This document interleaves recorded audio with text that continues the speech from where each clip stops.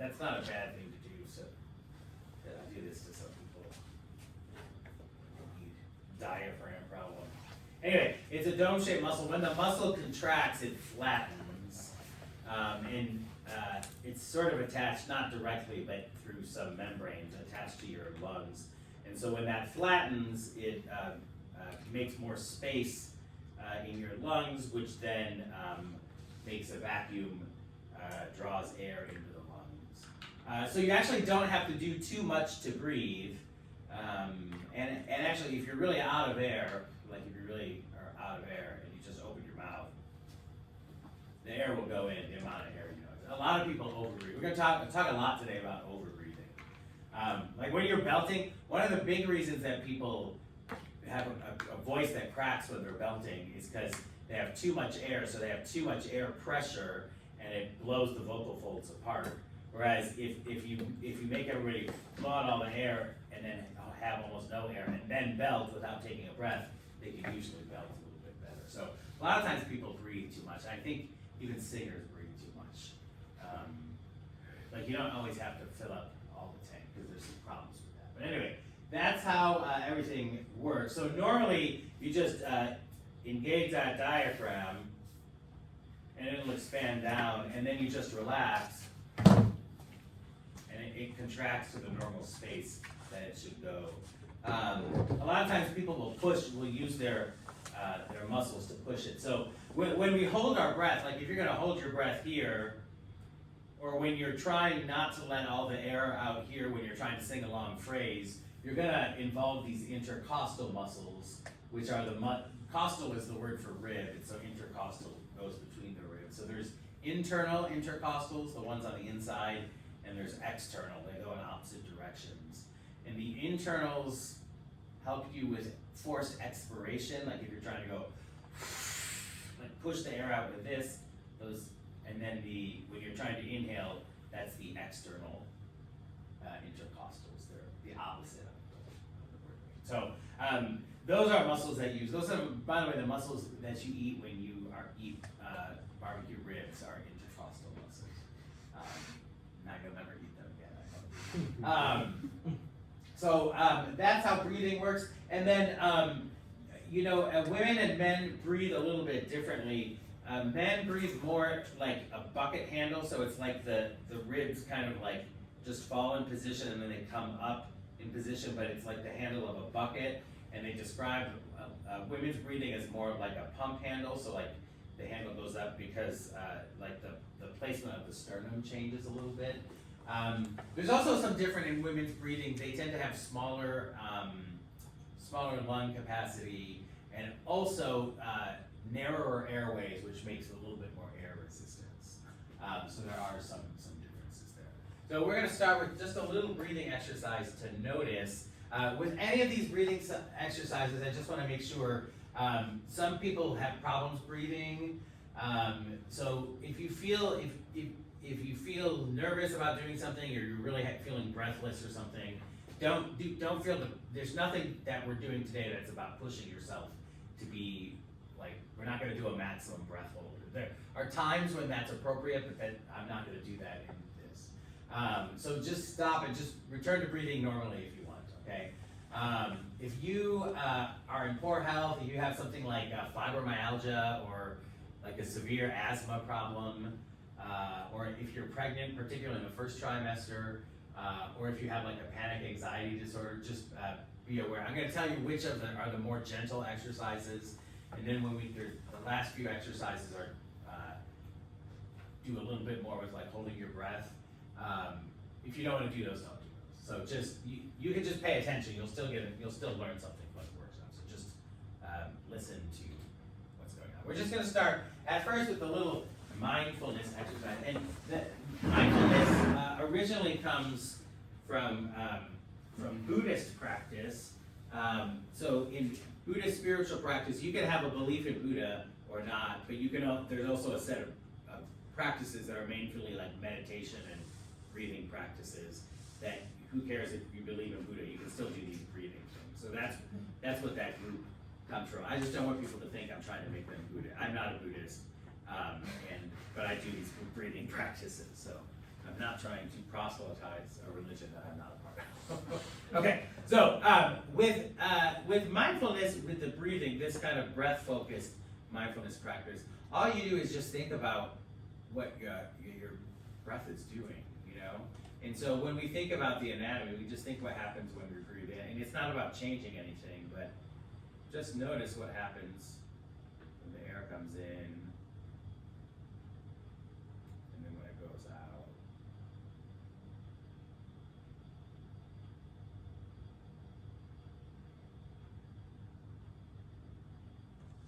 You could probably think about like what you should do after this, what you're gonna have for dinner, but then just go back to focusing on the breath. That's part of the exercise. You can feel the expansion in your lungs as you breathe in. Feel the cold air rush in. Feel where the air is making contact. And where you feel the expansion when you breathe in, or the contraction when you breathe out.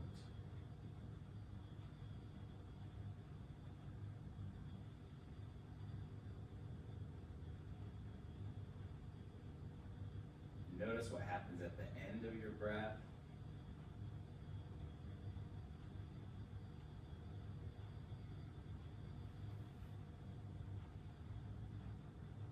Think about, is this breath different than the one before it?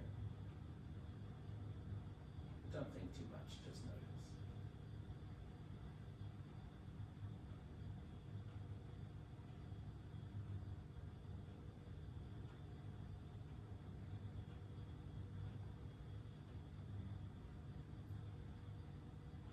So this is a great exercise. It's very, very calming. Because as long as you're alive, you'll always have breath with you. So this is always an exercise that you can go back to notice and say, oh yeah, I'm pretty calm when I'm doing this. I just have to notice my chest expand when I breathe in. Feel it fall as I breathe out.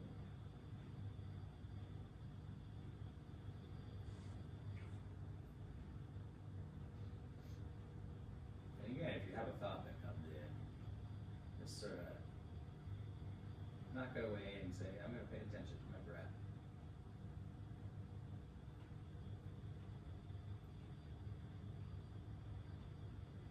And if it helps you, you can stay focused a little bit more by counting the breaths. Breathing one when you breathe in, and two when you breathe out, three when you breathe in, four out.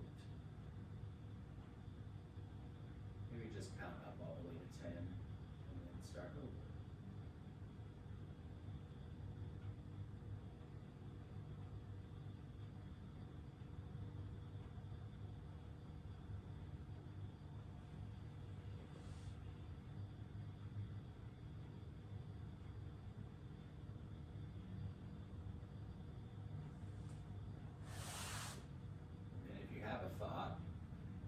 Just brush it away with the feeling of a feather touching the edge of a crystal glass. You say, we don't need you right now. We're focusing on the sensation of our breath.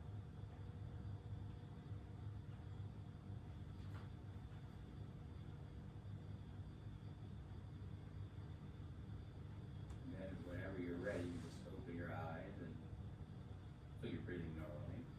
So that's a good exercise that I like to do. You can do that just for about 3 minutes. It's a good way to relax you. Like I said, you always have your breath with you. And so if you think about anytime that you are feeling anxious or you're feeling breathless or you're feeling tension in your body, just kind of noticing that. Not that you have to change anything, but just kind of being aware of it and really focusing on that breath is a way to kind of calm you and center you. You can live weeks without food and days without water, but you can only live minutes without breathing. So hopefully we're breathing all the time. Okay. Did you feel your chest expand? And everybody, by the way, has different, there's different body types, and everybody's chest expands in different ways. My voice teacher always used to try to she was like, oh, well, your belly has to come out. So then I would just breathe and like push out my abdomen, but it didn't really, that's not how I breathe. So different body types. There was an article in the Journal of Voice about this a while ago, that like some people expand here and some people do kind of expand more up here. And so just be aware that just because you might feel a breath in some way, somebody else might feel that a little bit. What do you think about that exercise? Is it hard to concentrate on your breath and not think of something else? Yeah. Yeah. I think the more I focused on my breath, the more my brain wanted to like try to control it more. Yeah. Have like an even pace, or like think about how much my lungs were expanding. Yeah, rather than just singer, like observing it, like you're like, oh, yeah, that breath wasn't as good as the last one, or something. Right. Yeah. Right. So that's important to when you're doing an exercise like that, is to make it more observation and less about like evaluation. Like not like this was better or worse than the other one, but more like, oh, that breath was longer. You're like, that's something that you could notice, or oh, that one felt deeper than the last one. But probably staying away from thoughts like, oh, that wasn't a good breath or something. Yeah, it's just because then we want to get rid of those things. Yeah. What else do people notice? Yeah. Like it felt kind of like, I don't know, it is meditating a bit, but like in that way to like, I was noticing other like feelings in my body as well. Yeah. Along with it. And so Yeah. it's like, oh, my shoulders kind of feel like they're sagging a little bit. Or, Yeah. like, my posture feels like, oh, when I move my shoulders, it was easier to like expand a little more, or like I'm falling back because these chairs do this, Yeah, so it's hard right, to, right. yeah, that sort of thing. So. Yeah, because I think we spend a lot of our time. I mean, a lot of what this practice is meant on doing is focusing you more on just your present awareness. Because a lot of us spend our times like as zombies, like walking on our phone to our next class while we're talking to our friend and eating our lunch at the same time. We're doing a million things, we're not really thinking about anything. You know what I mean? And so just doing this practice a little bit every day will help you be aware of that. But I think part of that is that we don't listen to our body signals. Like when you stop and don't do anything for even just 5 minutes, then you start to realize like, oh yeah, like actually my shoulders have been tense all day, but I haven't had time to notice it or something. So yeah, so sometimes it actually brings up unpleasant things because the unpleasant things are there, we just haven't noticed them. And that doesn't just include physically unpleasant things, like sometimes people don't like to be alone with their thoughts as well too. So that's something to be aware of as well. Okay, so a little bit more about breathing. Once you get into the lungs, your trachea branches into two separate halves of the lungs. Your right lung has 3 lobes to it, and your left lung has 2 lobes. Any idea why your left lung has 2 lobes? Your heart. Yeah, our heart takes up space, so your heart's on that side, so you only need 2 lobes on this lung, but this lung has 3 lobes. And then you have these bronchi that branch about 23 times, and at the end they get to the alveoli, which in Greek means a bunch of grapes, because they do look like a bunch of grapes. I've never seen them. That's kind of what they look like. So there's these little air sacs that have a very thin membrane. I think the membrane is like 50 micron or micrometers thick, which is like 1/1000th of a hair or something like that. So the membrane's quite small. And then on the outside of those membranes, we have these capillaries.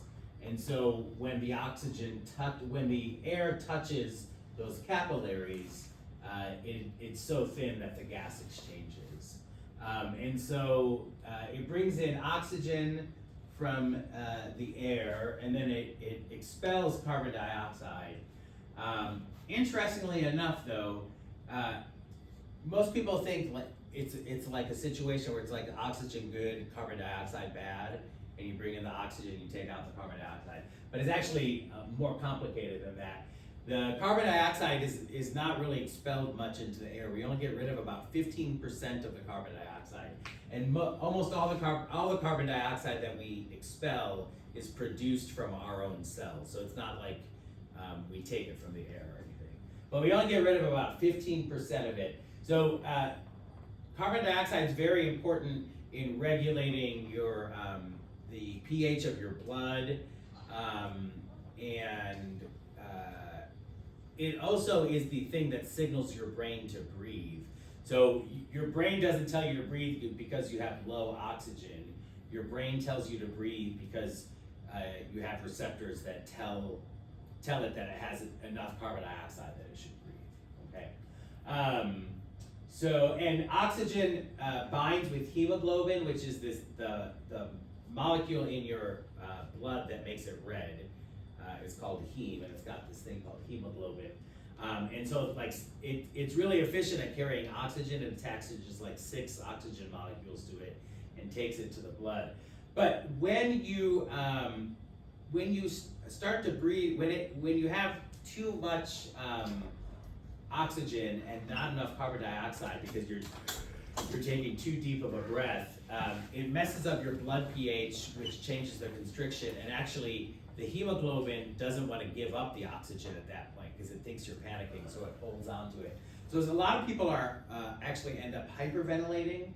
They breathe too much or too fast, and it seems counterintuitive that breathing too much oxygen, like you would think, oh, if I breathe more oxygen, it'll cause my tissues to be more oxygenated, but it actually reduces the oxygen in your blood because we need to kind of adjust to having less oxygen levels because, like breathing less deeply because it'll take more oxygen to the tissues. Even though there's more oxygen in our lungs, it doesn't get into our tissues. We're gonna talk about that and do some exercises to look at that a little bit later. Yeah. Is that where the like breathing into a paper bag comes from? Yeah. Does it change? Yes. Because it affects how much you can breathe in. Exactly, because when you're breathing into a paper bag, you're hyperventilating and your oxygen levels are, your carbon dioxide levels are too low because you ventilated out all that carbon dioxide. And so now, but your stretch receptors in your lungs, which are mechanical receptors, are trying to take big breaths, but then you don't have enough carbon dioxide, and so your chemoreceptors are telling your brain that you shouldn't take a big breath, so you start to have a crisis. So then when you breathe out the carbon dioxide and then you breathe it in to a paper bag, you're increasing the carbon dioxide levels. That's why that comes from. Does that even work if you cup your hands? Yeah, you can do it when you cup your hands. Yeah, when you do that, that's also a breathing exercise. But yeah, when you do that, to cup your hands like this and try not to have any holes because you're trying to keep all the carbon dioxide and cover your nose. Now, we're going to talk about most people, because almost everybody is chronically hyperventilated. Most people, they have the chemoreceptor that tells their brain that it's time to breathe is too active. And you actually probably don't need to breathe once you start to think you do. So if you feel like you're suffocating when you're doing this, I can promise you have enough oxygen, but most people are chronically hyperventilated, so we're gonna work on slowing some breathing today and get used to what that feeling feels like. Okay, so quick question. What structures, we're gonna talk about what role the mouth plays in breathing. What structures are in the mouth? What are some things you know that are in the mouth? The tongue. The tongue, Teeth. the teeth, the Soft. soft palate and the hard palate or the gums. There's salivary glands and saliva. Tonsils. Tonsils, yes. Uvula. Uvula. Which of those things are there to help you breathe? Soft None of palate? them. Oh. None of them are there to help you breathe, right? You're not supposed to breathe through your mouth. Because none of the structures that are in the mouth have any role in breathing. The reason that you can breathe through your mouth is because if you're in an emergency state and you need to get air suddenly quickly, you can open your mouth and breathe through there, but the primary method of breathing should always be through the nose. So that's something to be careful of. So yeah. So what about during like long distance running? Because I know that's a common thing, people just breathing like through their mouth and just like having their mouth open. So ideally you should breathe through your nose when you're long distance running too. You have to train to be able to do that. Yes. Yeah, most people don't. Most people can't. How many people have trouble breathing through their nose? A lot of people have trouble breathing through their nose. It's just slower, I feel Yeah. like I can't get in as much as fast. Yeah. And maybe that's because we're singers as well, so we have, like a lot of times we breathe through our mouths because our mouths are already open singing. Yeah, right, yeah, exactly. So that's sort of always an issue. The more you breathe through your nose, the easier it becomes, and so once you stop breathing through your nose, the nasal passages will shrink a little bit. So that does make it hard. This is the ideal posture that you should have when you're breathing. So what should happen is the tongue should suction to the roof of the mouth like that. You see how the whole blade of the tongue is suctioned to the roof of the mouth, as opposed to here it's not touching. So when the tongue suctions there and the lips are closed, there's a little bit of negative pressure that holds the mandible, the jaw, the bottom jaw. It holds it on. When you don't have that, then you have to rely on these muscles on the side, the masseter muscles, to hold the jaw closed. Those muscles are really meant to chew, and so they're very powerful. But if they have to hold and be static all the time, they're gonna get tense. And so a lot of people that have temporomandibular joint issues, that could be one of the reasons why they have that.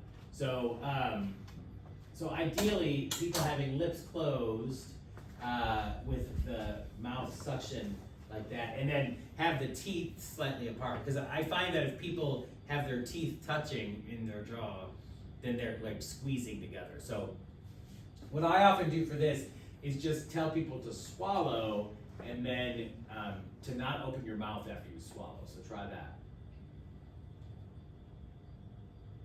And then you might need to just make sure that your teeth separate, but you should kind of feel your tongue suctioning to the top, right? You can feel that.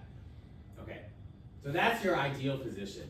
Now, can you hold that position with your mouth closed and breathe through your nose for 3 minutes? That would be ideal. How many people can do that for 3 minutes? I could do it, but it gets uncomfortable because most of the time I can only breathe in through one nostril, and then the one nostril gets really cold and dry. Mm-hmm. So your nostrils go through a cycle throughout the day where when they inflame but they alternate, and they do that. That's how they clean themselves. So it's like it's a cycle of doing it on and off. So at times there can be one. Yeah. Is that why when you have a cold, it's like you can only breathe through one nostril at a time? That can sometimes be it. It's trying to like. Whenever I have stuff like my nostrils alternate of like which one I can breathe out of. It's also sometimes related to like how awake you are, or your arousal state or something like that. That can also affect it as well. Here I have a nose clearing exercise. There's an exercise for everything. There's an exercise for everything. It's not going to blow your nose, no. Because a lot of times people think like before I do a scope or something on somebody, I always have them blow their nose, and they're like, oh my, and they think they act like their nose is stuffy, and then there's like nothing in the Kleenex or something, and because their nose is just swollen. So a lot, you always have to think if you can't breathe through your nose, is it a front of the nose issue or a back of the nose issue? And most of the time, it's not really stuffed up with mucus; it's just inflamed or swollen or something. Okay, so with this exercise, this has a little bit of a breath hold to it, so we're gonna try to do that. So we're just gonna breathe normal. We're gonna take a normal breath in through our nose and out through the nose, and then pinch your nose to kind of hold your breath and nod your head for 10 seconds. 6, 7, 8, 9, your nose and breathe in through the nose and out through the nose. So you're going to keep your mouth closed through this so that you can keep that nasal breathing this whole time. And make sure that when we're done with the breath hold, that the first breath in that you take is going to be in, because we're building up nitric acid with that, okay? So now let's do it again. We're just going to take a normal breath in and out, and then pinch your nose to hold your breath and nod your head. 1, 2, 3, 4, 5, 6, 7, 8, 9, 10. Unpinch your nose and breathe in through your nose and out through your nose. And just breathe normal. Is that a long time for people? Or is that okay? We're gonna go to 15 seconds. We'll just breathe. Make sure your breathing's back to normal. And now we're gonna go to 15. So breathe in through the nose and out through the nose. Pinch your nose and nod for 1, 2, 3, 4, 5, 6, 7, 8, 9, 10, 2, 13, 14, 15. Unpinch your nose, breathe in through your nose and out through your nose. And just return to breathing normally. Did you feel like is your nose opening up a little bit? Yeah, so the more you do that, you don't really want to force the air through the nose. You don't want to that's not going to help anything. But do that. So you can do this and kind of build that up to 30 seconds. I think 30 seconds is kind of a long time to do it. I don't know that I would do it that way. But if you do that for a few cycles, it tends to unblock your nose, which is important because we're going to be working on nasal breathing and doing breathing through your nose. Yeah, and ultimately, even if you can, so they say if you can sit with your mouth closed and breathe through your nose for 3 minutes, you'll be able to breathe through your nose for your whole life. So that's a helpful thing. And really, if you can run for 3 minutes with your mouth closed, then you really, and breathe through your nose that whole time, then you're in good shape. So that's the ultimate goal, but that takes training to get there. So when we're singing, should we, not should we, but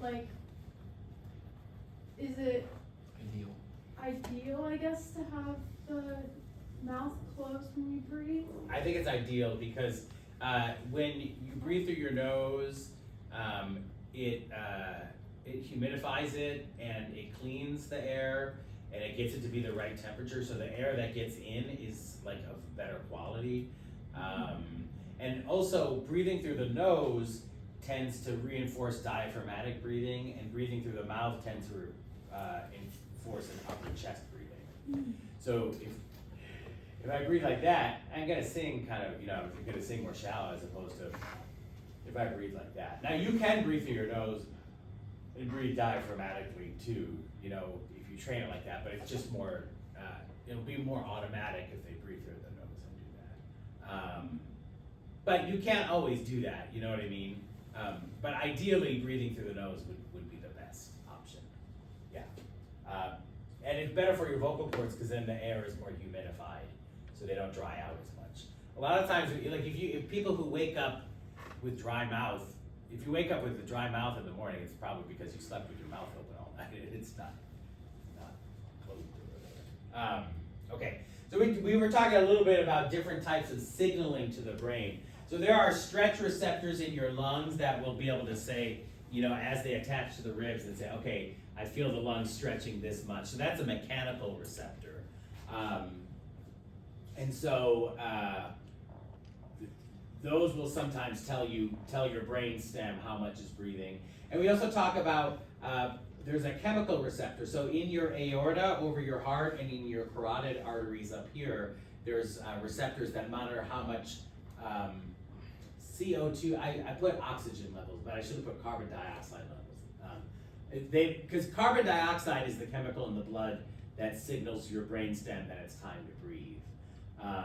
And then the other thing that can affect your need to breathe is your neuropsychological. I always put the neuro there because if you just put psychological, then people are like, oh, it's just in my head. But it's how your brain interprets the nervous system, right? So if your brain perceives something as a danger, it's gonna interpret it as a danger, and it's gonna make you breathe that way. And so when your brain's in danger, it makes you breathe quicker, and it does give you more oxygen to your blood because it wants you to be able to ready to run away or to fight a tiger that's about to eat your face off.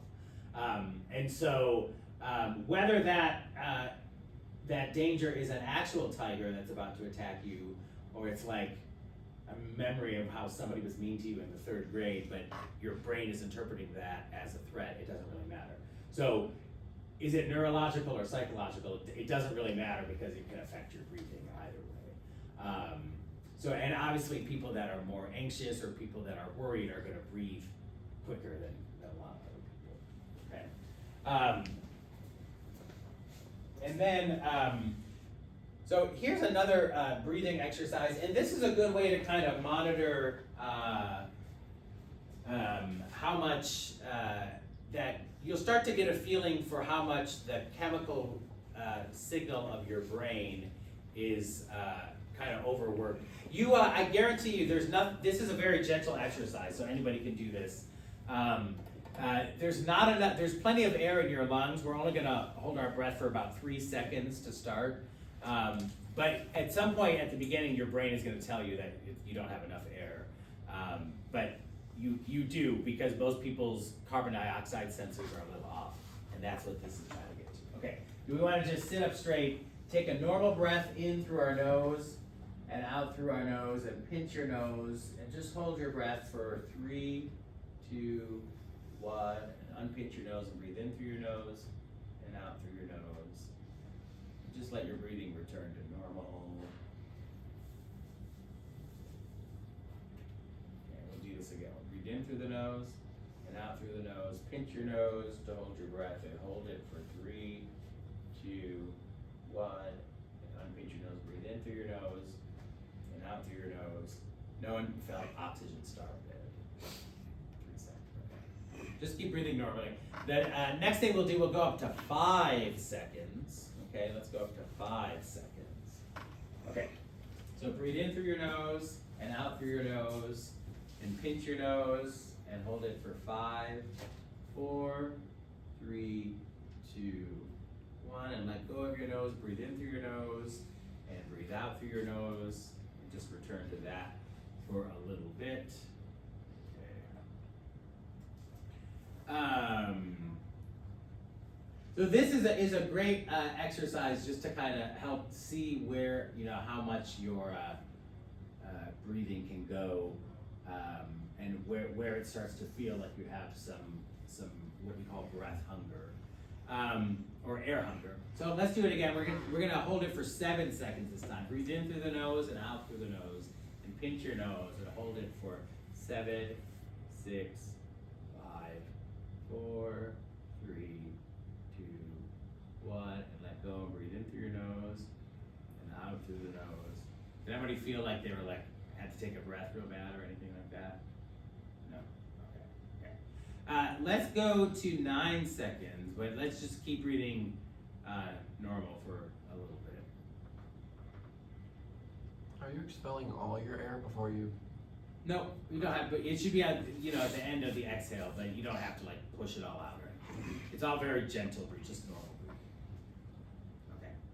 Now take a breath in through your nose and out through the nose, and pinch your nose, and we're gonna hold it for 10, 9, 8, 7, 6, 5, 4, 3, 2, 1. Unpinch your nose, breathe in through your nose, breathe out through your nose.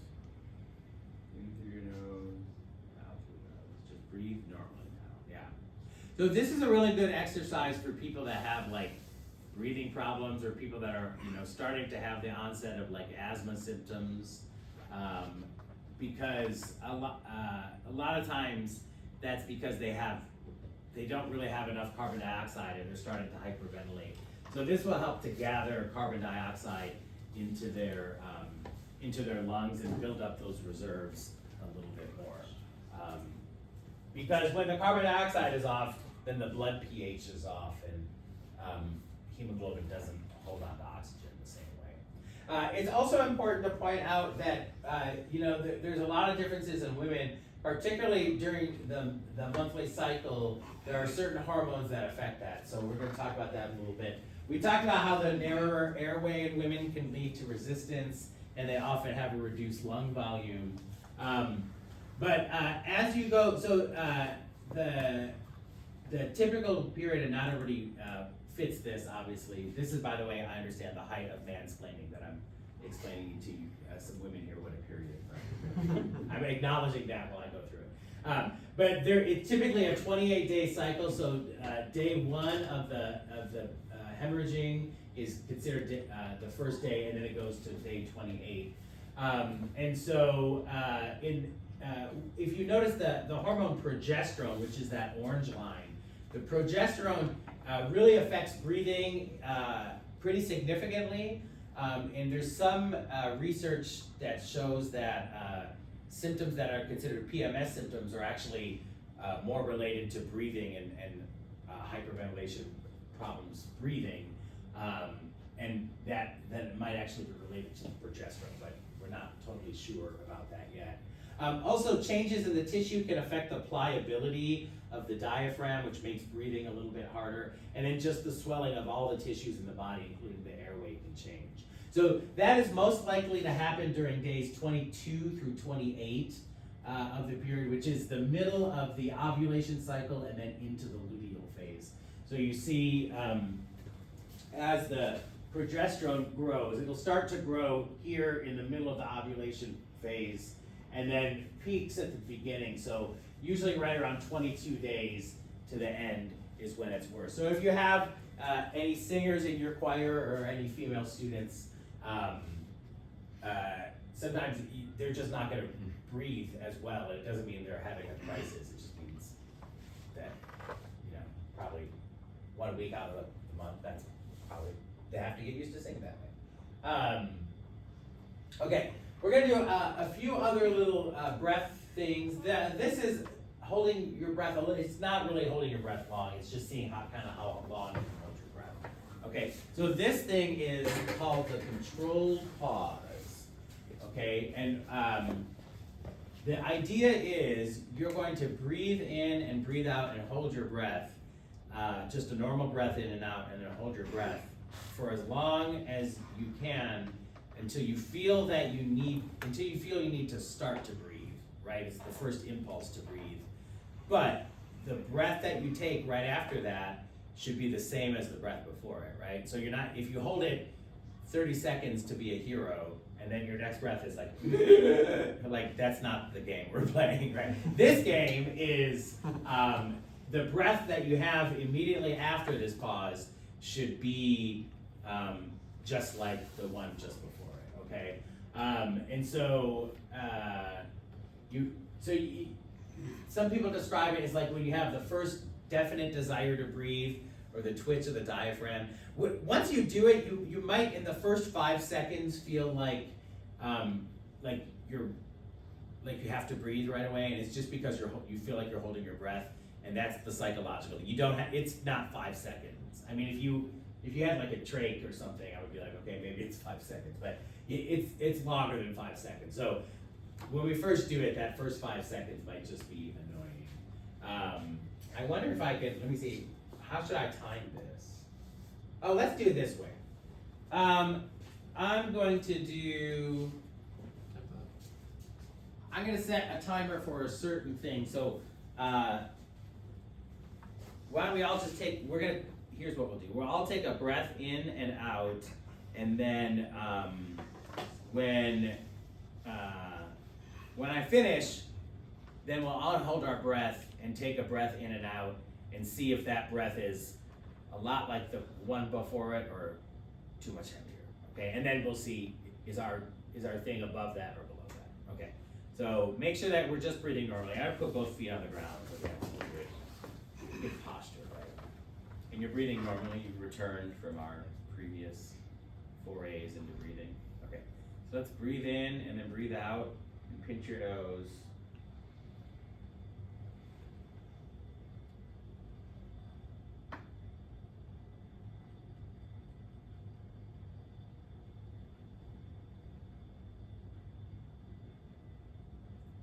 at your nose, breathe in.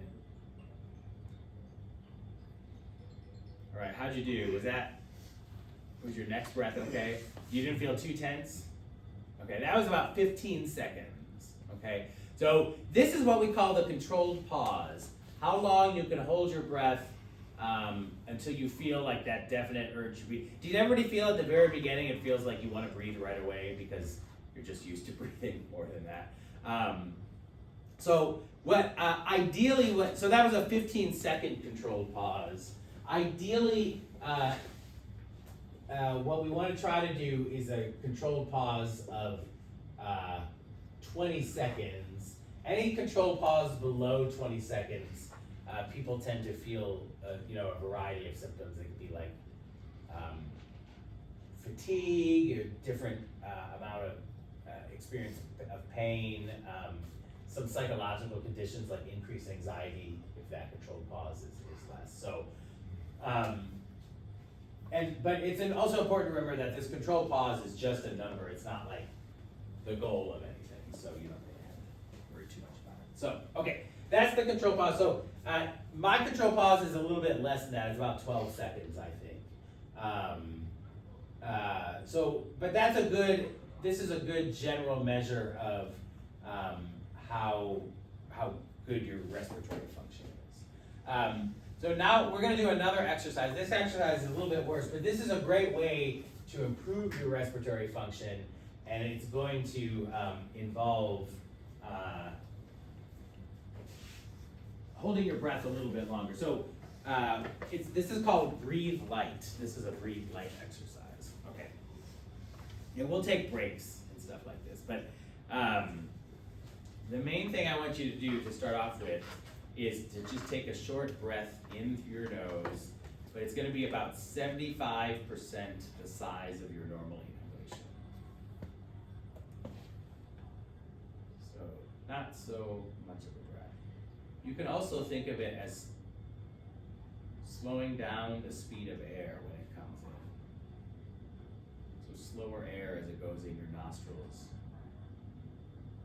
About 70% of the normal inhalation. And then when you exhale,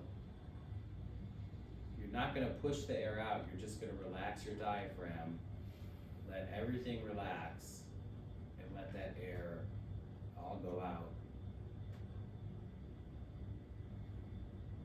And breathe in is going to be slower air,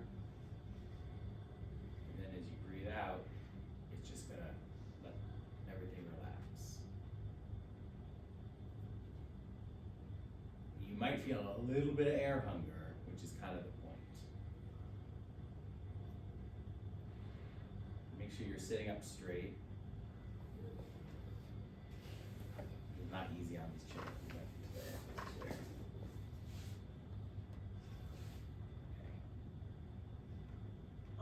So notice the slightly cooler air entering your nose and the slightly warmer air leaving as you exhale.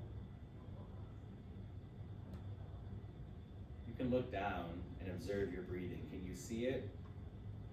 You kind of don't want to notice that you're breathing. Just take a small breath in, let it naturally come out. And you can focus on the sensation of the cooler air coming in your nostrils and the warmer air as it leaves.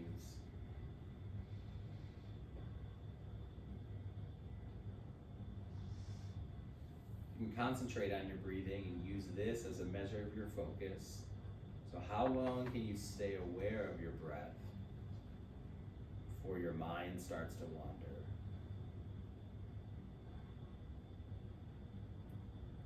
And each time your mind drifts, just gently bring it back to your breath.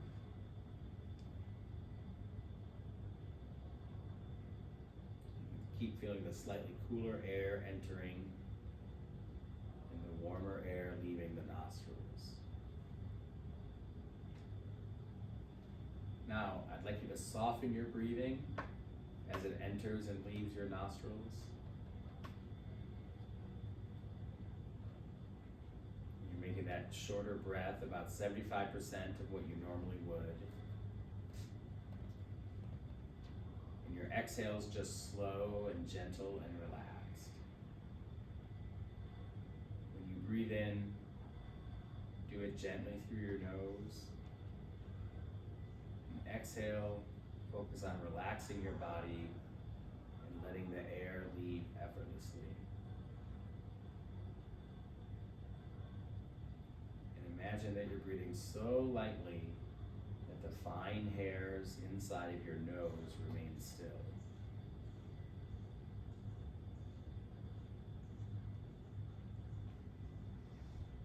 The breath in should be light and soft.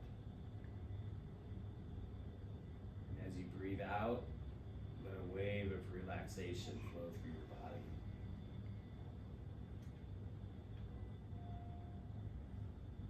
And after exhaling, wait until you naturally feel the need to breathe in again.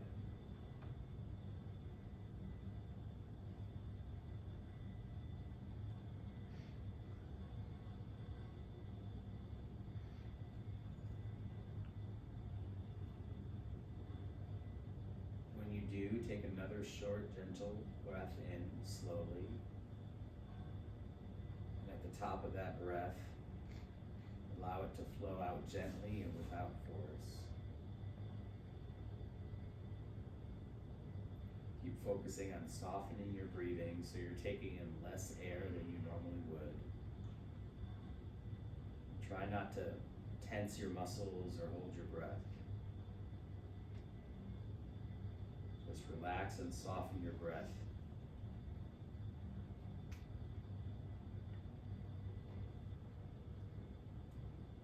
You might feel a little air hunger with that, but that's kind of part of the point. And imagine if you had a feather under your nose. You can put your finger under your nose and breathe in, see if you don't notice it. You can't feel it. And when you breathe out,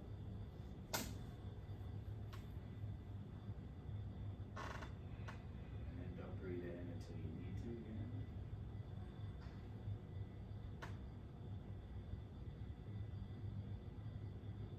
Just relax and breathe out.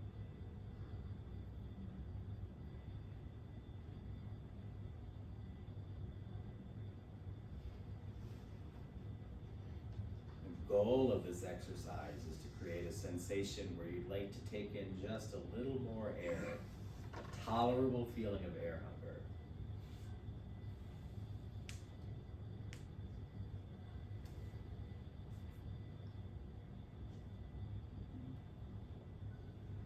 Keep breathing lightly.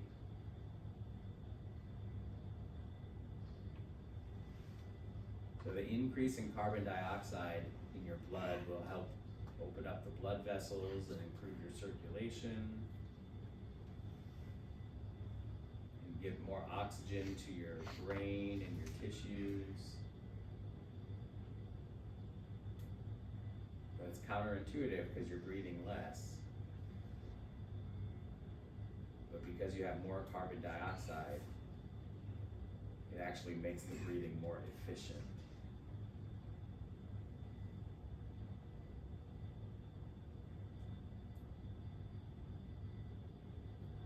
So as you breathe in through your nose, taking a smaller amount of air, and then gently exhale in a slow and relaxed manner, you're helping your body become more efficient in delivering oxygen and promoting calmness.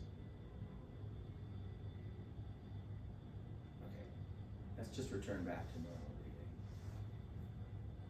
Did you feel air hunger when you were doing that? Did it feel like you were like, did you anybody panic with it? Sometimes it feels weird. What else did you notice with doing it? Was it hard to slow it down? What do you think? Well, yes. And the more that I'm like relaxing into the breathing, the more I'm noticing how much pain I have in my back Yeah, and my shoulders. yeah. And yeah. Yeah, it's like that thing that we were saying earlier, you know, like we don't pay attention to things, and then when you clear things out of the way, sometimes it's not always good because sometimes you notice things that you didn't notice before. But that probably means that now you can take attention and say, well, what are some stretches or things I can do for my back to help that out? because that pain, like I said earlier, that pain was probably there before, but we just forget about it because we're running around all the time. These chairs are terrible for posture. These are the worst possible posture chairs. What did other people notice? Yeah. I feel like at the end of the exhale, my body was like, oh, or like maybe it was my diaphragm kind of like being like, what the heck Was is it going twitching or something? on? Did A you little feel- bit. Yeah. Like I felt the twitch. Almost. Yeah, so that is because your body is used to a certain level of oxygenation and carbon dioxide level, and we're changing that level. And the chemoreceptor and the stretch receptors are not in agreement there. Then that twitch is the diaphragm trying to like kickstart the system because it thinks that there's a problem. So it's normal, and it just shows that we're pushing the system. But that's also part of the system of the way to like re-regulate the system to help it stay more calm, because it's just used to having lower carbon dioxide than it often is. Yeah, what you? I felt like the entire time I wanted to take a full breath. Yeah.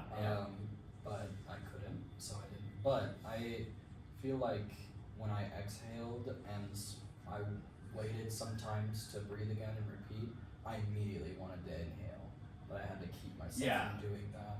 Yeah, to have that dead space at the end of the breath, Yeah. where you're not exhaling anymore, you're not inhaling. But yeah, I think like, oh, I should be inhaling at that point. But you don't actually need to, and it feels weird though, doesn't it? Yeah, that's why you have to really train this with this kind of breathing. You have to really train. What did other people? Did other people notice anything? Yeah. Yeah, the urge to inhale was really strong. Yeah. There were two things that happened. One, my nose started running. And Okay. I don't know what. I That's, don't know if that's that- typical. that Yeah. is it? Yeah. Okay.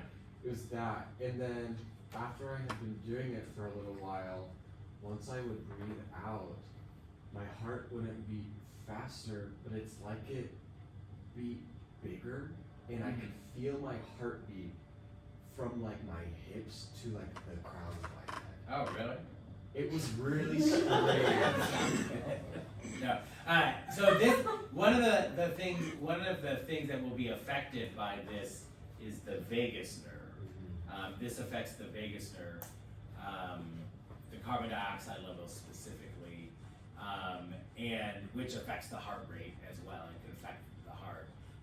And the other thing is, again, we're sort of changing what the blood gas levels are used to.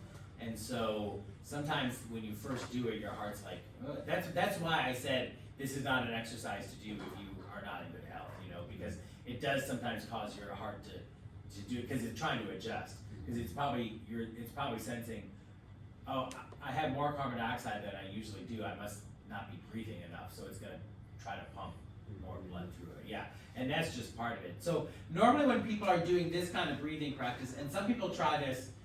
This is, if you don't have a specific breathing problem, this is usually the exercise that's most recommended, just to kind of improve your efficiency of your breathing. But generally recommend you practice it for like 10 minutes at a time, several times a day. Up to 60 minutes a day would be great. I don't think anybody would ever do that. But if you do it for 10 minutes every hour, throughout the day, you could do it 60 minutes a day or something like this. So that's something that is often recommended. So breathing light like this, like we said, will help to actually make the breathing more efficient because it improves circulation and improves oxygenation of the tissues because of what happens with the hemoglobin with something called the Bohr effect. And so it seems counterintuitive that breathing less like that would actually make more oxygen for your brain and your tissues, but it actually does. And so that's a helpful thing. But it's the sort of thing that you would typically practice for a few weeks if you're practicing it, half an hour a day, 3 different 10-minute chunks a day for probably 3 to 4 weeks. But a lot of people tend to report improvement like in their sleep or in their anxiety symptoms, or people with asthma also a lot of times report improvements with things like this. So anyway, some different breathing. Just like I'm gonna spend I just learned about this.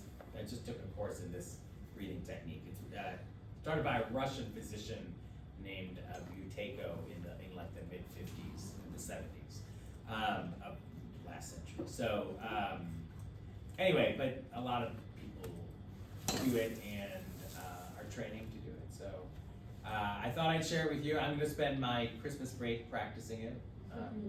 Get my hour a day of breathing like this. But I can't do it very long right now. I do it for a little bit, and then when I feel like I'm gonna die or something, then I just return to normal breathing for like 2 minutes and then go back to do it. So again, with it, you have to push yourself a little bit if you're gonna make some change, but don't push yourself so much that you're passing out or falling over or anything. Yeah. Anyway, that's my breathing talk.